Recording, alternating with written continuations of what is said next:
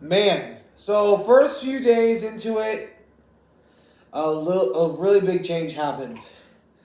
Not a lot of people saw this coming, but we all knew a change was coming. We all knew a change had to come sooner or later. Maybe this was that change. Alright, what's going on, guys? My name is Antonio, and this is the AAS. I'm your host, Antonio. Today, we are going over the breaking news in Seattle that 14-year head coach with the Seattle Seahawks, Pete Carroll, is out of the coaching job. He is still expected to be the advisor, the team advisor, which I'm guessing is kind of like similar to a GM job. But now this leaves Seattle with a new thing ahead of them, other than just going after a new quarterback. The question is, what does this mean for the Seahawks in the near future? As you know, I am a Seahawks fan. I'm wearing their colors. I represent my team no matter what. Win or lose, no matter what happens, I still represent this team because that's what us Seahawks fans are all about. We go through all the grittiness, even of David Craig, and all the way back in the 90s, for crying out loud. I don't know much about him, but I heard he was terrible. So that was the quarterback I was trying to go over in my last episode that I didn't get to. But this might have actually been a good idea because I said at the beginning of the season and throughout the entire season that play calling had to get changed. And I know Pete Carroll may be in that line of conversation a little bit. I'm still expecting Shea Waldron and Clinton Hurst to get fired. I'm still expecting that. But if we look at this situation, this is actually a really good move by the Seahawks because whenever we look at young teams that just fired their quarterback, their coach, or move them to team advisor, we normally see the new head coach, whoever comes in, get a quarterback. Texans, D'Amico Ryans came in, got C.J. Stroud.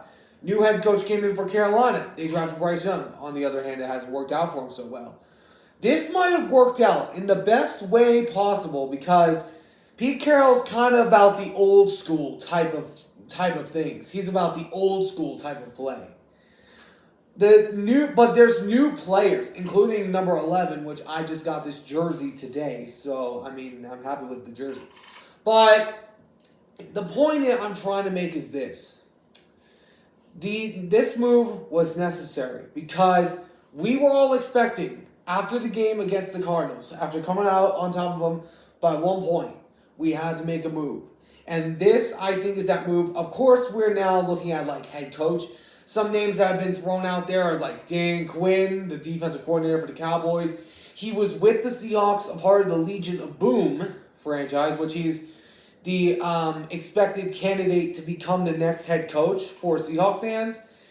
Another name that's been thrown out there was Jim Harbaugh, and then also along with the Washington Huskies coach, which I don't know the guy's name, but also names have been thrown out there like Mike Vrabel or many other guys that are around the league. Many guys around the league that are looking for head coaching jobs have been on the site, but the most expected one out of all of them is Dan Quinn because he has the experience with Seattle.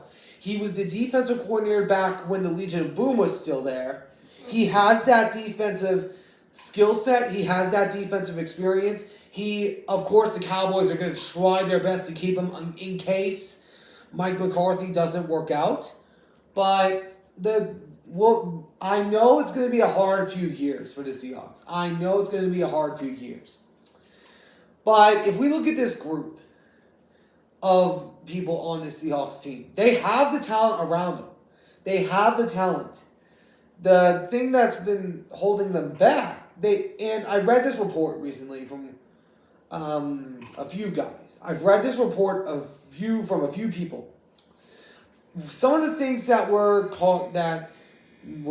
we have are roster and loads of other things on this group. It's just the coordinators that are the problem.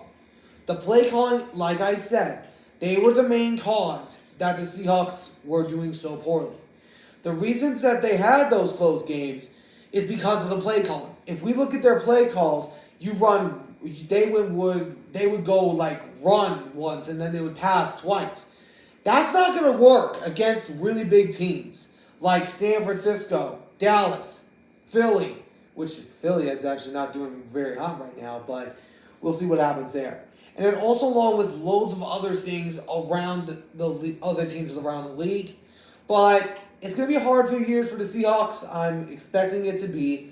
But we will always be there to support our team. We will always be there no matter what. And nothing can change that, ever. Nothing can ever change that. Tough years might be ahead for the Seahawks because they've had all the success for the last 14 years under Pete Carroll. Now it's time for a new change. And who knows who that new change is going to be.